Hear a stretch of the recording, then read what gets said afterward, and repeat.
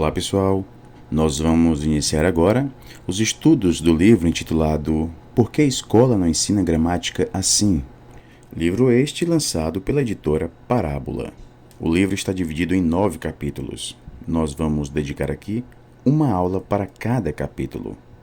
Um conceito muito importante que vem da sociolinguística e que tem contribuído bastante no campo da educação é o conceito de competência comunicativa. Del Hymes, de formação antropológica, buscou subsídios para postular este conceito na teoria sintática de Noam Chomsky e na antropologia funcionalista de Goodenough. A competência comunicativa de Hymes tem na adequação dos atos de fala o seu principal componente, ou seja, um ato de fala é adequado se ele atende às exigências do contexto em que ele é produzido, e principalmente se a gente leva em conta as expectativas do ouvinte. A noção de aceitabilidade coletiva nos ajuda muito a entender como as sociedades que desenvolveram a escrita, a literatura e as tecnologias elegem uma determinada variedade linguística como a variedade mais correta, a mais lógica, a mais desejável, em detrimento das demais variedades. Essa escolha da variedade não é aleatória, ela depende de fatores socio-históricos e está intimamente associada ao prestígio dos usuários de cada variedade. No caso do nosso português, a variedade de prestígio usada na literatura, na burocracia estatal e no culto religioso chegou com os portugueses. A língua lusitana já estava em processo de padronização quando seus usuários chegaram aqui. Desde então, ela vem sendo cultuada e reverenciada e se transformou no principal passaporte para a ascensão social. Isso em um país de mestiços, ansiosos para se assemelharem aos europeus. Quando os jornalistas voam sobre a teoria sociolinguística, teoria esta que recomenda a discussão na escola dos nossos modos de falar e de escrever, estes mesmos jornalistas estão trazendo aqui valores muito arraigados. Nós, os sociolinguistas, que por obrigação de ofício temos de nos ater aos princípios em que nos formamos e nos deter em análises de cunho científico, nós devemos encontrar o tom certo do discurso para explicar à sociedade e aos seus porta-vozes que nós, brasileiros, somos uma comunidade de fala marcada por uma grande heterogeneidade. A gente tem de convencer essas pessoas de que a descrição da variação linguística ajuda sim a coibir a discriminação odiosa contra os falantes das variedades de pouco prestígio e, mais do que tudo, facilita aos nossos alunos a aprendizagem dos modos prestigiosos de falar e de escrever, que são indispensáveis à vida urbana. A motivação deste livro é justamente discutir os valores relacionados à padronização da língua portuguesa no Brasil e à legitimação conferida à variedade de prestígio pela sociedade. As discussões e as reflexões aqui têm como base exemplos da língua oral e escrita e se fundamentam na tradição da gramática normativa e nas pesquisas empíricas da sociolinguística, principalmente na vertente variacionista. A proposta aqui é apresentar uma obra que trata dos conhecimentos acumulados dessas duas áreas, já consolidados, com a finalidade de auxiliar na formação linguística de docentes da área de língua portuguesa, levando os colegas professores a refletirem sobre o ensino de gramática em perspectivas diferentes, mas que se complementam. E vamos agora ao primeiro capítulo, Coesão referencial, aspectos morfossintáticos e semânticos. A coesão textual diz respeito ao modo como os elementos linguísticos presentes na superfície textual se encontram interligados por meio de recursos também linguísticos, formando uma sequência veiculadora de sentidos. A coesão se refere, então, às relações de sentido que se estabelecem no interior do texto, constituído por um conjunto de relações de coesão que retoma palavras e informações. Nós vamos ter aqui duas grandes modalidades de coesão: a coesão referencial e a coesão sequencial. A coesão referencial é aquela em que o componente da superfície do texto faz uma remissão a outros elementos do universo textual. Já a coesão sequencial diz respeito aos procedimentos linguísticos por meio dos quais se estabelecem entre segmentos do texto, como enunciados, partes de enunciados, parágrafos e até mesmo sequências textuais, diversos tipos de relações semânticas ou pragmáticas, à medida que o texto vai progredindo. Então, pessoal, a coesão referencial é um processo linguístico que remete à interpretação de um elemento expresso no texto a outro já utilizado para construir este texto. Um item faz referência a outro quando não pode ser interpretado por si mesmo, mas em relação a outro. Quando a significação de um está associada à significação do outro. Um pressupõe o outro. Um não pode ser efetivamente decodificado a não ser por recurso ao outro. Pois bem, pessoal, para formar alunos capazes de ler e de escrever com autonomia, é preciso habilitar estes alunos a lidar com diversos gêneros textuais. Aqui, neste capítulo, nós vamos lidar com textos informativos até textos literários, para mostrar que a escola não pode se restringir à formação de leitores de apenas um gênero específico. O papel da escola é formar leitores para a pluralidade de textos que circulam. Começamos aqui os nossos estudos analisando de forma mais geral a ocorrência da coesão referencial em fenômenos textuais mais corriqueiros e depois, de forma mais pontual, nós vamos abordar a anáfora e outros fenômenos mais complexos, como a hiperonímia e a hiponímia. Vejamos aqui o primeiro exemplo, considerando a gente e ele como elementos na coesão referencial. O professor utilizou slides para explicar a matéria, mas a turma não estava acostumada com esse recurso. A gente não estava conseguindo acompanhar ele na hora em que ele estava explicando o slide. Pois bem, pessoal, este fragmento aqui está constituído de dois pronomes, a gente e ele, sendo que ele aparece duas vezes. O pronome agente ocupa a função de sujeito da terceira oração. A gente não estava conseguindo acompanhar ele. E também de pronome que substitui o sujeito. A turma não estava acostumada com esse recurso. Tanto a turma como a gente têm sentido de englobar um grupo, nós, os alunos da turma.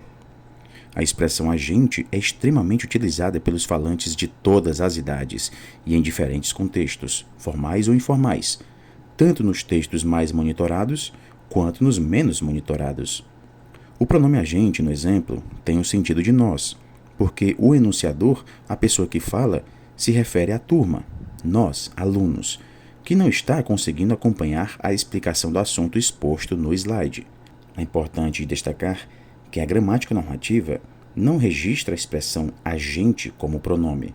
Ela permanece com o mesmo paradigma tradicional de pronomes pessoais do caso reto, mesmo com a legitimação de agente como pronome dos falantes do português brasileiro contemporâneo. Vejamos aqui o paradigma de pronomes da gramática normativa. Eu, tu, ele ou ela, nós, vós, eles e elas. Este modelo de distribuição das pessoas do discurso é o abonado pela norma padrão. No entanto, nós sabemos que esse modelo não retrata a realidade dos usos da fala cotidiana, pois a língua apresenta outros pronomes variantes que possibilitam outros usos linguísticos. O uso da variante ele em acompanhar ele como objeto direto ocorre na fala não monitorada, e essa variante é muito utilizada pelos falantes do português brasileiro. Está na variação da fala de pessoas de diferentes idades, status social, domínio social, no contexto em que o discurso é proferido. Diante do paradigma da gramática normativa, a variante morfossintática acompanhar ele é uma forma errada da utilização da língua. Não é de uso da norma culta, visto que ele, como objeto direto, só é admitido pela gramática normativa na seguinte situação. O pronome ele, no português moderno, só aparece como objeto direto, como precedido de todo, ou só, ou se dotado de acentuação enfática, em prosa ou verso. É interessante acentuar aqui um conceito de variante. Variação linguística constitui um fenômeno universal e pressupõe a existência de formas linguísticas alternativas, denominadas variantes. Entendemos então por variantes as diversas formas alternativas que configuram o fenômeno variável. Portanto, em acompanhar ele e acompanhá-lo, temos duas formas alternativas para dizer a mesma coisa. A reescrita nos permite visualizar as diversas formas de dizer uma mesma coisa. A escolha de como devemos nos expressar é condicionada pela situação comunicacional, pelo contexto. Desenvolver essa reflexão em sala de aula permite aos nossos alunos desenvolverem sua competência comunicativa. A capacidade de um membro de uma comunidade de fala deve ter para dizer o que for necessário apropriadamente a qualquer interlocutor em quaisquer circunstâncias.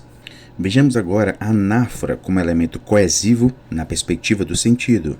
Vejamos o seguinte exemplo. O governo diz que nos ajuda, mas não passa de uma grande mentira. Se ele nos ajuda, por que ele vem depois e acaba com o nosso sonho? Neste exemplo, a palavra governo está na posição de sujeito na oração. Na quarta e na quinta orações, ele substitui o nome governo, constituindo anáfora ao se referir a esse nome. Neste caso, ele constitui elemento coesivo referencial, conferindo a progressão ao texto. Vejamos outro exemplo. Acho que é a posição do Papa e tem que ser respeitada. Encaro que ele tem o direito de manifestar o que pensa. É a crença dele e ele está recomendando uma orientação. Podemos perceber aqui o uso de pronome possessivo como anáfora. Os pronomes possessivos aqui nesse caso organizam a progressão textual como elementos anafóricos, dando sentido ao discurso. Nós podemos trabalhar em sala de aula análises de manifestações linguísticas em uso, que levem os alunos a pensar de forma dinâmica e reflexiva sobre o funcionamento da língua na sua diversidade, oral e escrita.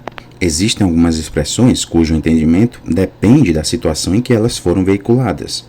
Vejamos a seguinte tirinha. Uau, quantas imagens legais nessa internet! Pudim de leite, sorvete, frutas, mas tudo virtual.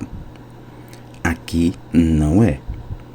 O entendimento das expressões nessa e aqui depende da situação em que foram veiculadas.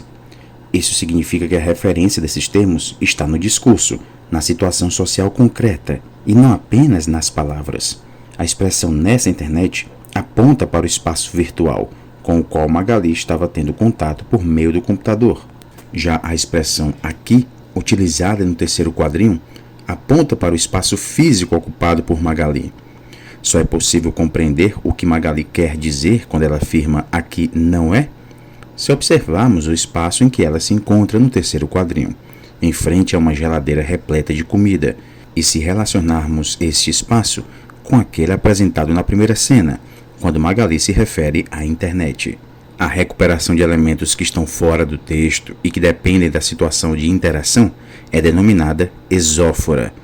Já a recuperação de elementos que estão no texto é denominada endófora. Expressões dependentes essencialmente da situação discursiva são chamadas deíticas. Os deíticos podem se inserir em diferentes classes gramaticais, como pronomes e advérbios. A deixis faz referência às categorias gramaticais que relacionam enunciados aos aspectos de tempo, espaço e pessoa na enunciação. Ou seja, os deíticos localizam e identificam pessoas, objetos, eventos sobre os quais falamos no momento da interação verbal. Nós vamos ter também a anáfora resumitiva. Vejamos o seguinte exemplo. Estava na porta do supermercado uma mulher com uma aparência de uma pessoa sofrida, faltando um dente bem na frente do sorriso. Ela estava com uma criança no carrinho de fazer compras. O menino estava com a roupinha suja e o rostinho manchado. A senhora me chamou e pediu para que eu comprasse um pacote de fraldas para a criança. Disse-lhe que podia esperar ali mesmo, que iria comprar as fraldas. Depois de fazer as compras, voltei e me deparei com 2 policiais e 3 seguranças. Só ouvi ela dizendo aos policiais que estava esperando uma moça com um pacote de fraldas. Entreguei-lhe o pacote de fraldas e um pacote de maçãs. Ela me agradeceu e falou aos policiais que não estava fazendo nada de errado, estava pedindo e não roubando, e disse que isso tudo estava acontecendo, pois estava desempregada e não tinha Bolsa Família. Nós temos aqui, no texto, uma mulher sem nome, caracterizada pela referência uma pessoa sofrida. Ela, a senhora, lhe. Correferências que constituem a anáfora, dando progressão discursiva ao relato. A criança é outro personagem do episódio. Ela tem sua identidade revelada pela correferência o menino e novamente pela palavra criança, que aparece pela segunda vez tomando a forma de correferência. Além dessas palavras que compõem a coesão e dão sentido progressivo ao relato, destaca-se a expressão isso tudo, que resume o episódio constrangedor. Esse termo constitui anáfora resumitiva, uma espécie de qualificação sintética, constituída por palavras ou expressões presentes no texto com o sentido de sintetizar um acontecimento. Vejamos agora a anáfora com a visão da hiperonímia e hiponímia. Temos aqui o seguinte texto: alumínio, o preferido para reciclar. De acordo com o relatório do Instituto Brasileiro de Geografia e Estatística, o alumínio representa 91,5% da matéria-prima reciclada usada em indústrias no Brasil. Em seguida, vêm as embalagens PET, 54%, papel, 47%, latas de aço, 46,5% e vidro, 43,7%. O alumínio é o mais reciclado em virtude de seu alto valor no mercado da sucata. Nesse texto, alumínio, o tema central, relaciona-se semanticamente com matéria-prima reciclada, que constitui a anáfora de alumínio. Na relação semântica de alumínio com matéria-prima reciclada, alumínio constitui a hiponímia, e a expressão matéria-prima reciclada seria a sua hiperonímia. A hiperonímia e a hiponímia são fenômenos derivados das disposições hierárquicas de classificações próprias do sistema lexical. Há significados que, pelo seu domínio semântico, englobam outros significados menos abrangentes. Então, a expressão matéria-prima reciclada é semanticamente englobante, pois ela engloba alumínio, embalagens PET, papel, latas de aço e vidro. Nesse campo semântico, matéria-prima reciclada é a hiperonímia, e as outras palavras em destaque são hiponímias. Nós vamos abordar agora a coesão realizada pelo léxico. Para reconhecer como unidades lexicais desempenham importante função na organização do texto. Segundo Irandé Antunes, a articulação que promove a unidade semântica do texto, a coerência, é conseguida também com os recursos das unidades lexicais presentes na superfície. Vejamos o seguinte exemplo: mente quieta, corpo saudável. A meditação ajuda a controlar a ansiedade e aliviar a dor? Ao que tudo indica, sim. Nessas duas áreas, os cientistas encontraram as maiores evidências da ação terapêutica da meditação, medida em dezenas de pesquisas. Nos últimos 24 anos, só a Clínica de Redução do Estresse da Universidade de Massachusetts monitorou 14 mil portadores de câncer, AIDS, dor crônica e complicações gástricas. Os técnicos descobriram que, submetidos a sessões de meditação que alteraram o foco da sua atenção, os pacientes reduziram o nível de ansiedade e diminuíram ou abandonaram o uso de analgésicos. A palavra meditação é retomada em diferentes momentos, justamente para marcar a unidade temática do texto.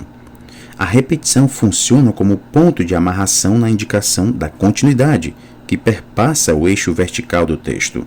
Considerando esse eixo temático, nós percebemos aqui a palavra meditação sendo repetida em diversas partes do texto, para manter a continuidade temática como um fio articulador.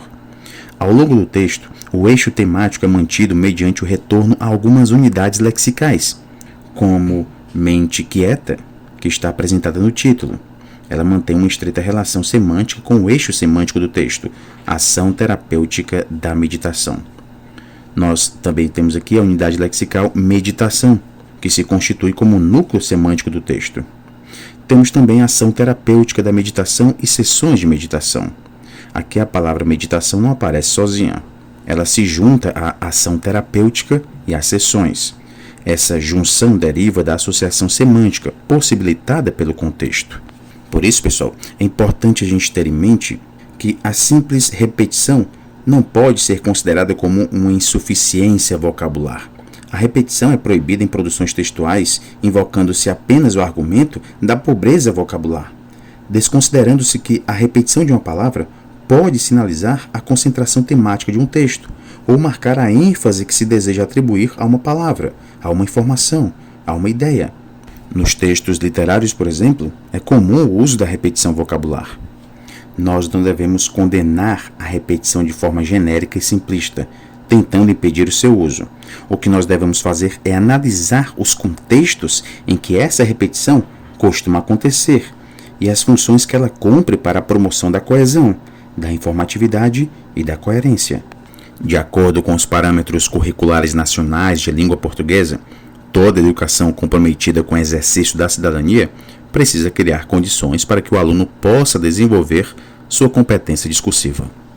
Nessa perspectiva, não é possível tomar como unidades básicas do processo de ensino aquelas decorrentes de uma análise de extratos, letras, fonemas, sílabas, palavras, que, descontextualizados, são normalmente tomados como exemplos de estudo gramatical, sem relação com a competência discursiva. O texto é a unidade básica de ensino. A interação pela linguagem ocorre por meio de textos. É nessa instância que o usuário da língua organiza e transmite ideias, informações, opiniões em situações de interação. Se a gente toma o texto como unidade básica de sentido, nós temos de considerar que o significado de uma parte depende de outras partes, com as quais elas se relacionam.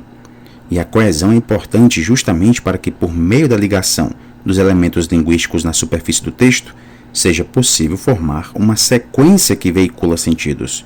O uso de elementos coesivos tem importante papel na construção de sentido, contribuindo para uma maior legibilidade de alguns gêneros textuais. É necessário contemplar nas atividades de ensino a diversidade de gêneros e textos, não apenas em função de sua relevância social, mas também pelo fato de que textos pertencentes a diferentes gêneros são organizados de diferentes formas.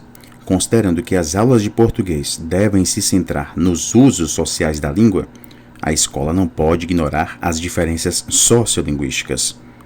Os professores precisam estar conscientes de que existem diversas maneiras de dizer a mesma coisa.